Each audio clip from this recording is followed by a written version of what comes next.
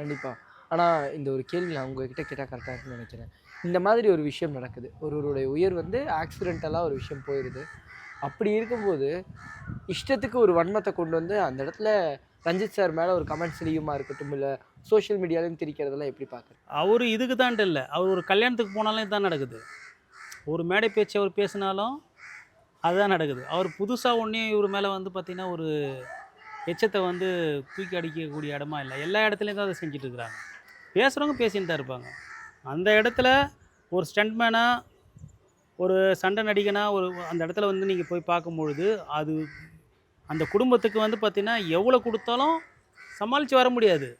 அது விதிவிலக்கே கிடையாது. ஆனா, அது விபத்து. விபத்தா தான் நம்ம பார்க்க முடியும். இப்போ ஒரு ஃப்ளைட் ஆக்சிடென்ட் நடந்தது. அது எவ்வளோ பெரிய விபத்து. ஆமா. அப்படி இந்த விபத்தா தான் பார்க்கணும். அது சினிமாவுல நேர்ந்ததுனால இவரு வந்துட்டாரு, அவரு வந்துட்டாரு அப்படின்னு சொல்றது வந்து பார்த்தீங்கன்னா, அங்க எப்படி சொல்றது? ஒரு மாவீரன் மாரி ஒருத்தர் மரணம் அடைஞ்சார்ல, அவரையே நம்ம வந்து கொச்சப்படுத்தி பேசுற மாரி ஆயிடும்.